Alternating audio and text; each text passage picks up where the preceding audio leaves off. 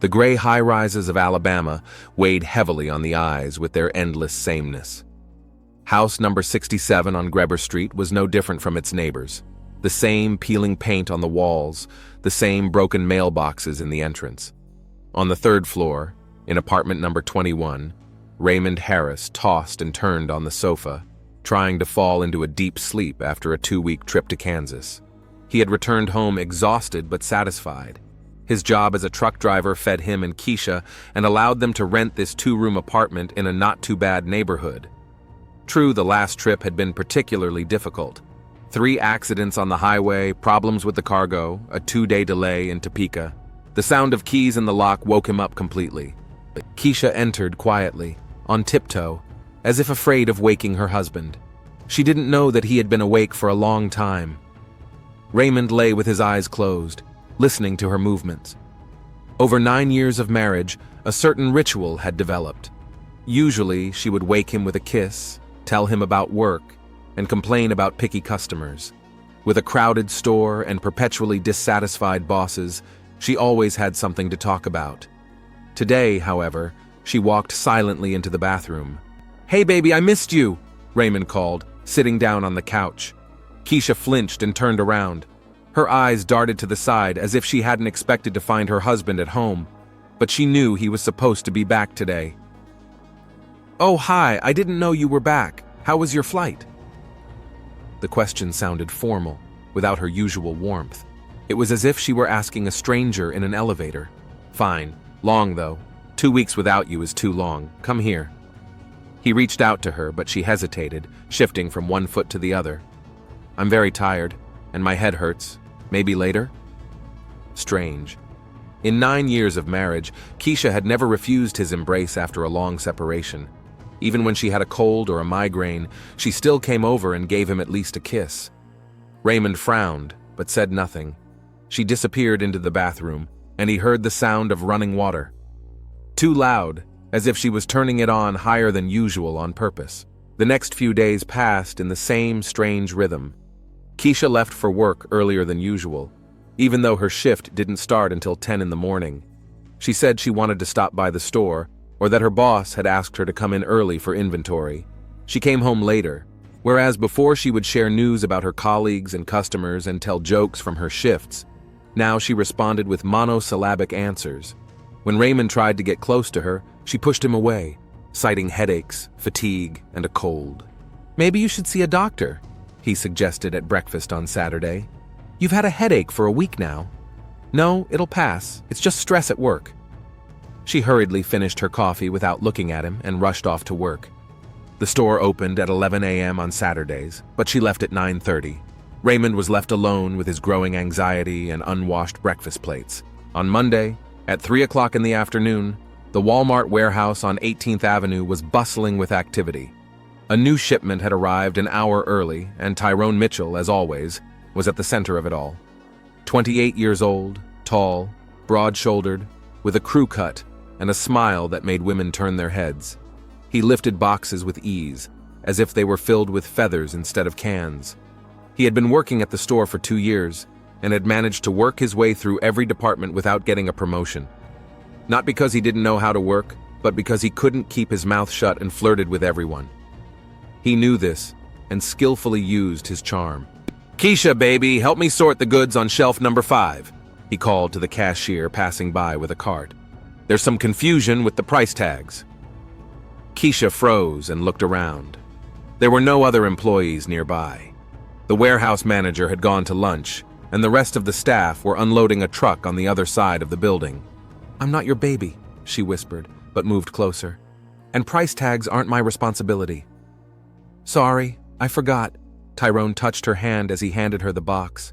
His fingers lingered on her wrist a little longer than necessary. "When will we see each other?" "Not here. Someone might hear us." Keisha looked around nervously.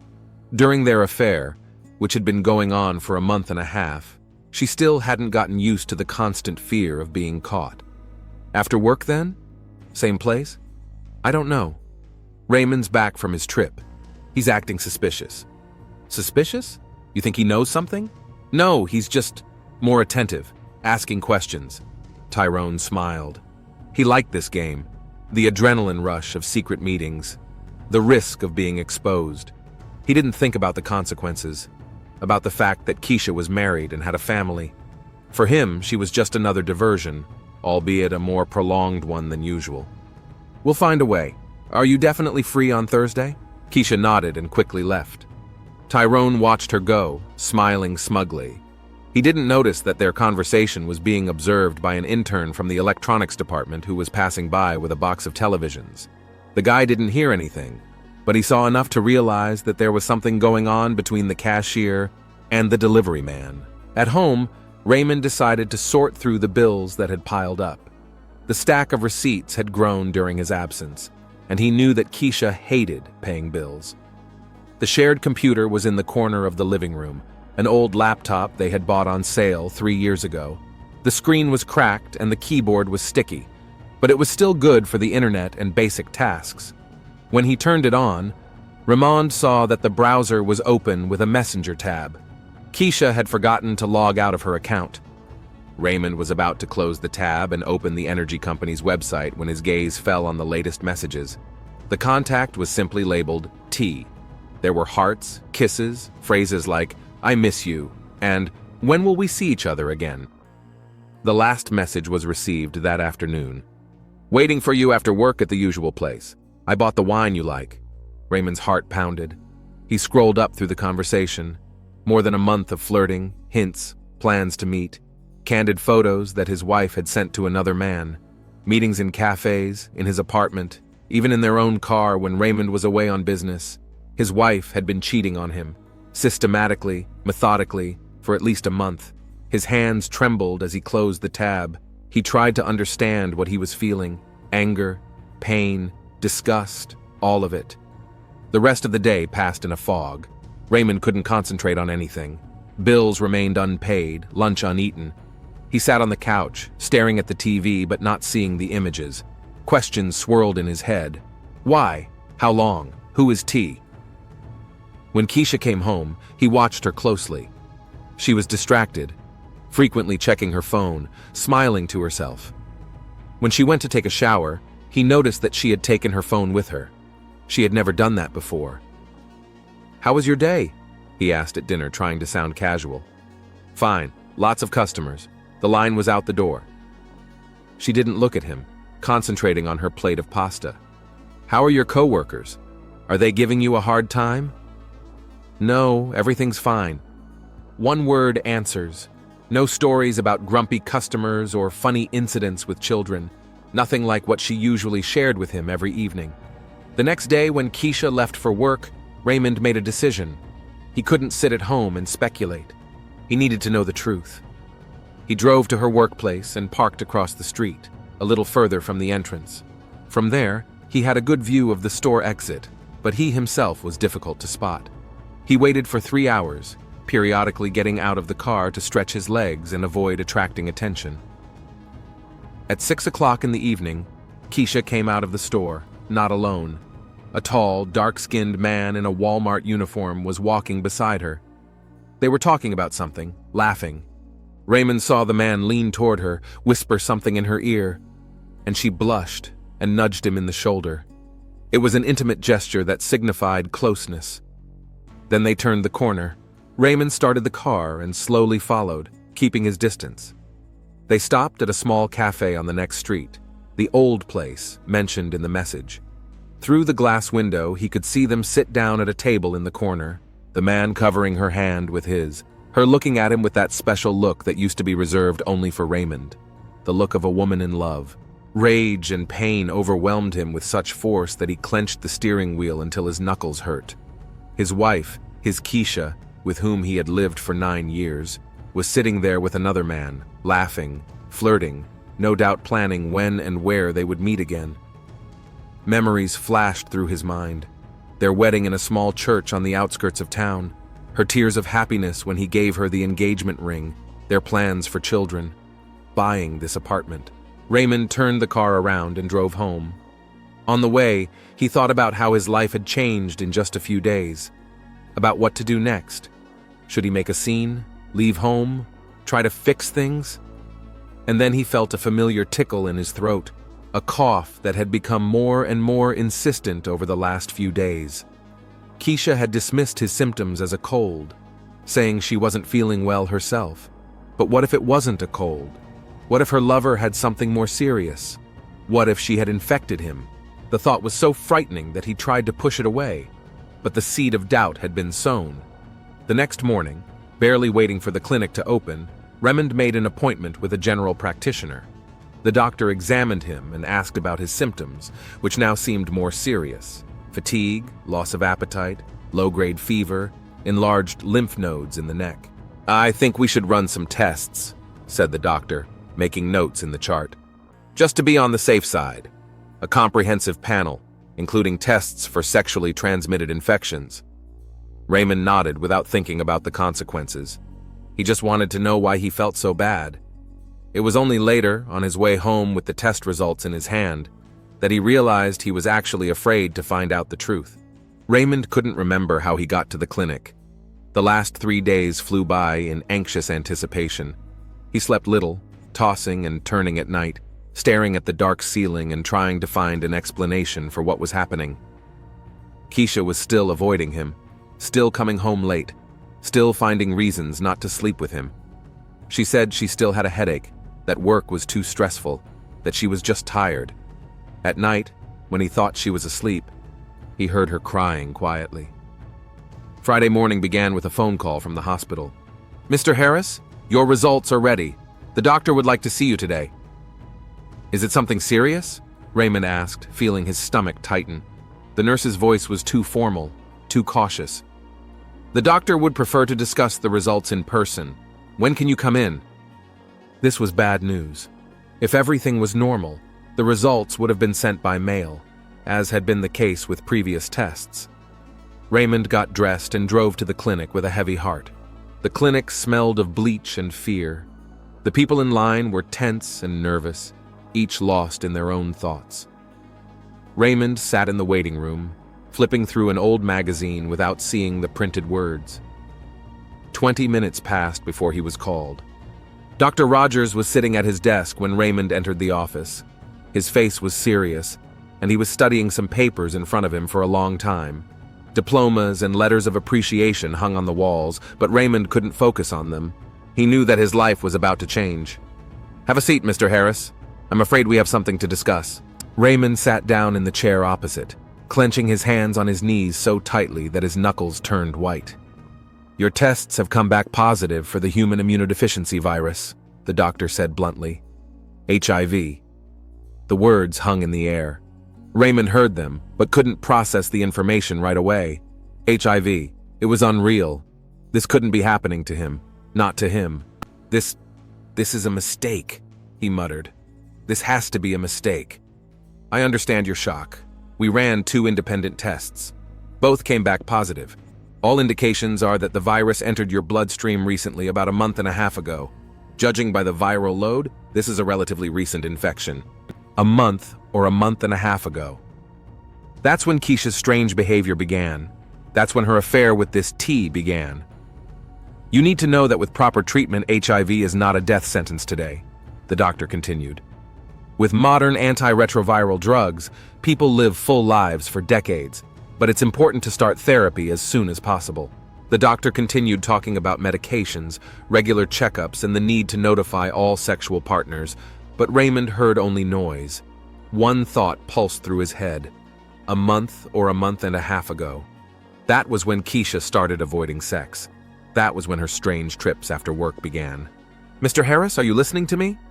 Raymond blinked and tried to focus. "Yes, I'm sorry. It's just, how could this have happened? HIV is only transmitted in certain ways. Unprotected sex, contact with blood, from mother to child during pregnancy.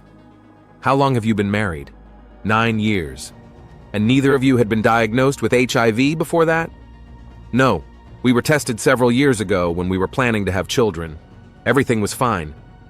The doctor nodded, making notes. "Then it's important that your wife gets tested too, and anyone who may have had unprotected contact with you or her in the last few months." He returned home in a daze. It was Friday. People were rushing home from work, planning their weekends. Normal people with normal problems. And now he wasn't normal. He was infected. Keisha was home, which was unusual for a Friday. She usually worked until 9 in the evening on Fridays. She was sitting on the couch watching TV, but it seemed as if she wasn't looking at the screen. She was holding a cup of tea that had already gone cold. "You're home early," Raymond said, taking off his jacket. His voice sounded strange even to him. "Yes, they let me leave early. How are you? You look pale." He sat down opposite her, gathering all his strength. His heart was beating so loudly that he thought she must be able to hear it. "Keisha, we need to talk." Something in his tone made her sit up straight. "About what?" "I know about your affair." She turned pale but tried to play innocent. "What affair? I don't know what you're talking about." "I saw your messages. I saw you meeting him. I know who it is." Keisha lowered her head, and they sat in silence for a minute. A comedy was playing on TV, the laughter seeming inappropriate and cruel. "I didn't want you to find out," she whispered. "It wasn't supposed to be like this." "Work out?" Raymond's voice rose. "You've been cheating on me for a month, a whole month. And it's not just cheating, Keisha. I got my test results today. I have HIV, Keisha, and I highly doubt that I infected you." The blood drained from her face so quickly that he thought she was about to faint. "What? That's impossible. No, it can't be." "It's very possible. When was the last time you got tested? When was the last time you thought about the consequences?" She opened and closed her mouth, unable to find the words. Tears streamed down her cheeks. "Tell me the truth. The whole truth. Who is this Tyrone?" Keisha flinched at the name. "How do you know his name?" "It doesn't matter, talk." She took a deep breath and began to speak in a quiet voice, not looking up. "It started 2 months ago. He works in the warehouse at our store. He was always attentive, paid me compliments. At first, I didn't pay any attention. I thought he was just flirting with everyone. But then you left on another trip and I felt lonely. I know it's no excuse, but go on." "Oh." "He was kind and caring. He asked how I was feeling and took an interest in my problems. He told me I was beautiful and that I deserved more attention. I can't remember the last time you told me I was beautiful." Raymond clenched his fists, but said nothing. "We started seeing each other after work. At first, we just talked and drank coffee. I told him about us, about how you're always traveling, how lonely I am. And then one day you decided that was a reason to cheat on me?" "I didn't plan it. It just happened. We went out for a drink after work and I had too much to drink. And he drove me home, said I wasn't in any condition to drive and—" "No details," Raymond interrupted. "What do you know about his health?" "What? Nothing. He never talked about any illnesses or— Did he tell you about HIV?" Keisha turned even paler. "HIV? No, of course not. Why would you—" "Because I have HIV now, and the only way I could have gotten it is from you. And you could only have gotten it from him, unless you have other lovers I don't know about." Tears streamed down her cheeks. She wrapped her arms around herself and rocked back and forth. "I didn't know. I swear I didn't know." He never said anything. We always used protection except the last 2 times. We ran out of condoms and he said it was okay that he was clean. Raymond stood up abruptly, knocking over his chair. "Where does he live?" "What? Where does this Tyrone live? I need his address." "Why do you need his address?" Raymond stared at her, feeling rage rising in his chest. "Because I want to look him in the eye and ask him if he knew he was infecting people, if he knew he was killing us both." "Raymond, please don't do anything stupid. Let's talk. Let's go to the doctor together, get you checked out." "There's no time for talking. The address." There was something in his voice that frightened her. 9 years of marriage, and she had never seen him like this. "Green Street, number 23, apartment 5. Raymond grabbed his car keys and headed for the door. "Don't do anything stupid!" Keisha shouted after him. "Please, Raymond!" He didn't answer. The door slammed, and she was left alone with the realization of what she had done. The house on Green Street was in even worse condition than their own. The entrance was boarded up, the stairs covered in graffiti and trash. It smelled of urine and chemicals. Raymond climbed to the 2nd floor, jumping over trash bags. He found apartment number 5. The door was covered with linoleum, half of which had come away from the frame. There were several locks, but only traces remained of one. He pressed the doorbell several times, but heard no sound. It must have been broken. Then he knocked with his fist, first quietly, then louder. The door opened a minute later. Standing in front of him was a tall, dark-skinned man in sweatpants and a t-shirt, the same man he had seen with Keisha, Tyrone. His eyes were red and his pupils were dilated. He was clearly on something. His breath smelled of alcohol and something else. "What do you want?" the man asked rudely, holding onto the doorframe. "You're 28 years old," Raymond said, trying to stay calm. "Your name is Tyrone. You work at Walmart on 18th Avenue, and you're sleeping with my wife." Tyrone stared at him for a few seconds, then laughed. It was an unpleasant, hoarse laugh. "Oh, so you're Keisha's husband. She told me about you. She said you're always on the road, that she's tired of you. What do you want?" "I need to know one thing." "What? Did you know you had HIV when you slept with my wife?" Tyrone fell silent, his face changing. The laughter disappeared. His eyes became wary. "I don't know what you're talking about." "Don't lie to me!" Raymond's voice rose. "I just got my test results. I have HIV. Keisha was healthy before she met you. That means you infected her and she infected me. I want to know, did you know?" Tyrone backed away, but Raymond followed him into the apartment. The apartment was small and dirty. Bottles, clothes, and boxes were scattered everywhere.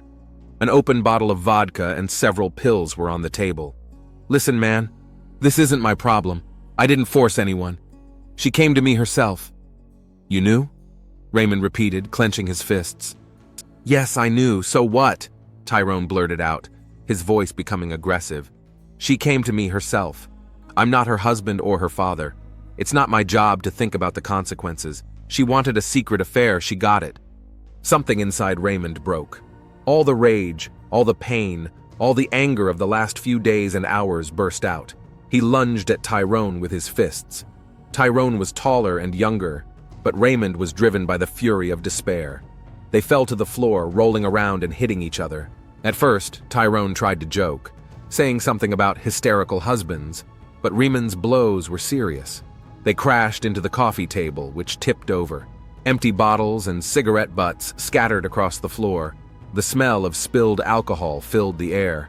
Tyrone tried to grab the broken bottle, but Raymond hit him on the wrist and the glass flew away. They got to their feet, both breathing heavily. Raymond's lip was split and Tyrone's nose was bleeding. "You're crazy!" Tyrone shouted. "I'm calling the cops!" "Go ahead," Raymond growled. "Tell them how you infect people without warning." Tyrone backed toward the wall, where a massive oak table stood. Papers, empty glasses, and an ashtray lay scattered on the table. Raymond lunged after him. Tyrone tripped over the edge of the carpet and began to fall backward. Raymond pushed him, misjudging his strength. Tyrone flew backward and hit his head on the edge of the massive oak table. The sound was disgusting, a dull thud, as if someone had smashed a watermelon. Tyrone collapsed on the floor and remained motionless. A dark puddle began to spread from under his head. Raymond stood, breathing heavily, staring at the motionless body. The seconds dragged on like hours. The apartment was quiet, except for the dripping water from the kitchen faucet. Then he leaned over and checked Tyrone's pulse at his neck. Nothing. The man's eyes were open, but they didn't blink. One pupil was larger than the other. Dead. Panic gripped Ramon. He didn't want to kill. He just wanted answers. He wanted justice. But now the man was dead, and he was to blame. He looked around, realizing he had to do something. He wiped his hands on his pants, even though there was no blood on them. He examined his clothes. A few scratches, but nothing serious. Pills were scattered on the floor from a broken bottle. He looked closer. Antiretroviral drugs. Tyrone was undergoing treatment. That meant he knew exactly what he was diagnosed with. Raymond ran out of the apartment without looking back. He ran down 3 flights of stairs, trying not to look at the few residents of the building. On the first floor, he met an elderly woman with a dog. She looked at him suspiciously, but said nothing. He got into his car and drove home, his hands clenched around the steering wheel. An old song that he and Keisha had loved when they first started dating was playing on the radio. He turned off the music. There was only one thought in his head. What have I done? It was 2 in the morning when Detective Antoine Wilson was awakened by the ringing of his phone. 20 years of service with the Alabama State Police had taught him to wake up instantly, without the split-second delay that was common to ordinary people. He picked up the phone before the second ring. "Wilson here. Detective? There's a dead body at 23 Green Street. Looks like a murder. The sergeant on duty asked you to come in." Wilson sighed. Saturday had started earlier than he had planned. It was still dark outside, but he knew he wouldn't be getting any sleep that night. "I'm on my way. Who's first on the scene?" "Patrolman Johnson and Miller. Neighbors called the police around 1 a.m., complaining about noise coming from apartment number 5. Wilson got dressed and drove to the scene. Green Street was one of the worst streets in the neighborhood. Drug addicts, prostitutes, petty thieves. It had everything that made a cop's life interesting. Number 23 looked particularly grim in the light of the street lamps. Sergeant Johnson, a young man with thick eyebrows and a perpetually serious expression, met him at the door. "What do we have?" Wilson asked, pulling on his gloves. "Tyrone Mitchell, 28 years old. Found dead in his apartment about an hour ago. Blood everywhere, looks like a head injury. The door was open. Witnesses?" "The neighbor downstairs, Mrs. Coleman. She says she heard loud voices around 8 o'clock, then a noise like something falling, then silence. Around midnight, she went to complain about the smell of alcohol, saw the door open, and looked inside." Wilson went up to the second floor. Apartment number 5 was typical for the neighborhood, small, dirty, furnished with old furniture. The body lay against the far wall, next to a massive oak table. The blood on the floor had already begun to coagulate, forming dark crusts. Wilson carefully examined the scene. Broken bottles, overturned furniture, signs of a struggle. It didn't look like a robbery. The victim's wallet was on the table, the money untouched. There were no signs of forced entry. Someone had come here of their own free will, or had been let in. "Did any of the neighbors see anyone here?" Johnson shook his head. "Not yet, but we've just started asking around." Wilson returned to the body. Tyrone Mitchell was lying on his back, his eyes open. There was a large wound on the back of his head, but there were more injuries. His lip was split, and there were bruises on his face. He had been in a fight before he died. There were pills on the floor. Wilson bent down and read the name on one of them, antiretroviral drugs. That meant the victim was HIV positive and undergoing treatment. "What do we know about Mitchell?" "He worked at Walmart on 18th Avenue as a stalker. Single, lived alone. 2 previous arrests for drug possession, but nothing serious." Wilson nodded. A typical story for this neighborhood. But something was off. The murder didn't look like a criminal dispute or a drug deal. It was personal. Over the next few hours, Wilson interviewed all the neighbors. No one had seen anyone come to Mitchell's apartment last night. Old Mrs. Coleman repeated her story about voices and noise around 8 o'clock. A young couple on the 3rd floor had heard screams, but didn't think anything of it. Screams were common in this building. "Check his phone," Wilson told Johnson. "And there were no signs of a break-in?" "No, sir. The door was unlocked, but not forced." Saturday morning was spent on routine checks. Mitchell's phone calls over the past few weeks revealed some interesting details. There were numerous calls to the same number, registered to a certain Keisha Harris. There were also numerous messages in the Messenger app from the same contact. "Who is Keisha Harris?" Wilson asked. "She works at the same Walmart as the victim. She's a cashier. She's married and lives on Graber Street." The first lead. Wilson asked to check the store's surveillance footage for the past month. By Saturday evening, he had the full picture. Numerous recordings showed Mitchell and Harris talking at work, leaving together after their shifts, and meeting at a cafe across the street from the store. "Looks like a romance," Johnson said, reviewing the footage. "Looks like a motive," Wilson replied. "A jealous husband." Sunday morning began with a visit to the Harris family. The house on Graber Street was slightly better than Mitchell's apartment, but not by much. The door was opened by a woman with puffy eyes and a pale face. "Keisha Harris? Detective Wilson, police. Can I come in?" She hesitated, then stepped back silently. The apartment was neat but poor. 2 dirty coffee cups stood on the table and unwashed dishes piled up in the sink. "Where's your husband, Mrs. Harris?" "Raymond? He left last night. He hasn't come back yet. Where did he go? I don't know. She avoided looking him in the eye. Wilson noticed that her hands were shaking. Do you know Tyrone Mitchell? Keisha froze, turning even paler. Tyrone? Yes, we work together. Why do you ask? He was murdered last night. She sat down on the sofa, gasping for air. Killed? How? Who? That's what we're trying to find out. The security camera footage shows that you were in frequent contact with Mr. Mitchell. You met after work. We're just friends, colleagues. Mrs. Harris, I've seen the footage. It was more than friendship. A long pause. Then she covered her face with her hands and began to cry. It wasn't supposed to be like this. I didn't want... Tell me about Friday. What happened between you and your husband? The story poured out of her.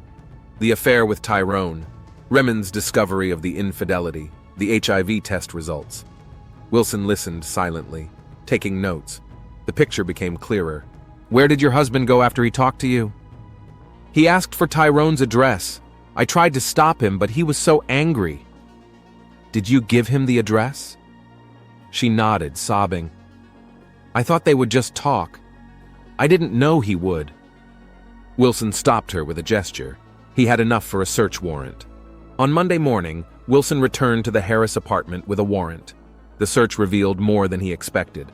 In the bedroom, in a dresser drawer, were medical records.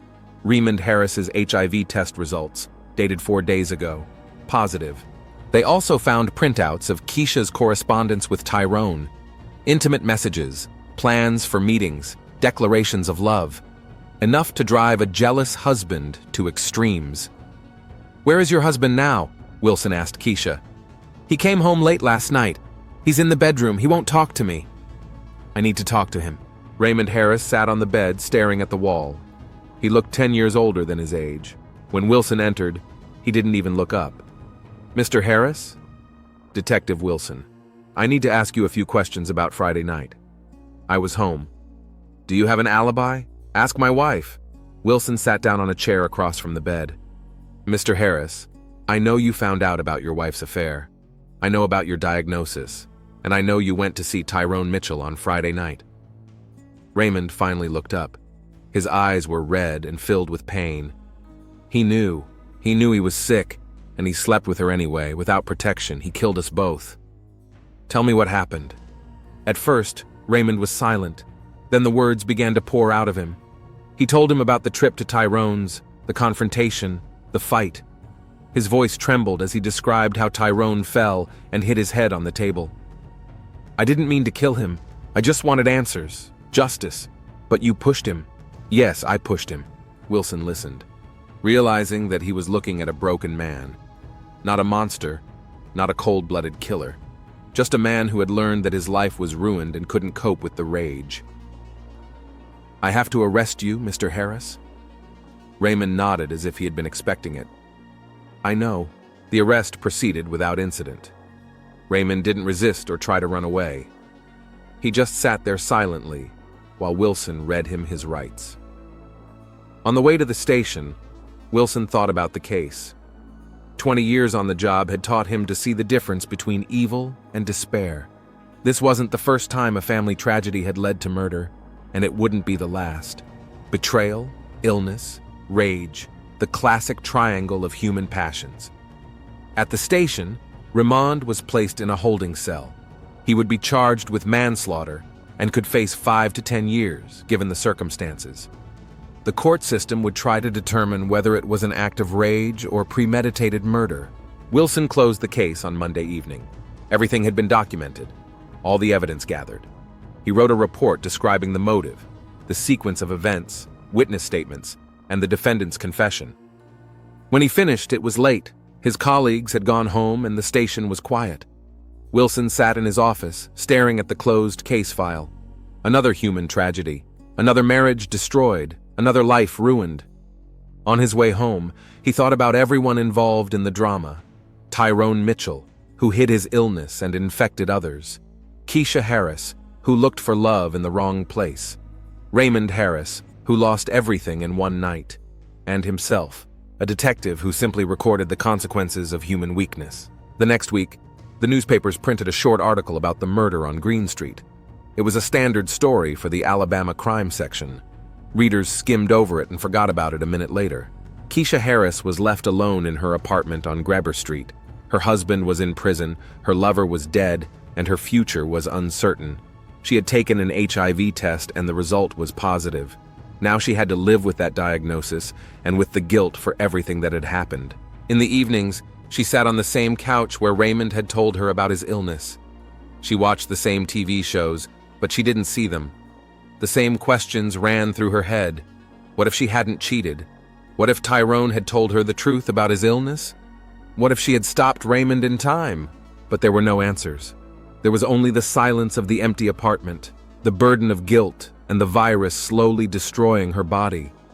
And the realization that some mistakes cannot be corrected, some words cannot be taken back, and some actions have consequences that must be lived with for the rest of one's life. Detective Antoine Wilson returned to his usual work. New cases, new tragedies, new human weaknesses. But sometimes, especially late at night when the city was asleep, he thought about the Harris family and how thin the line was between love and hate, between life and death, between one wrong decision and disaster.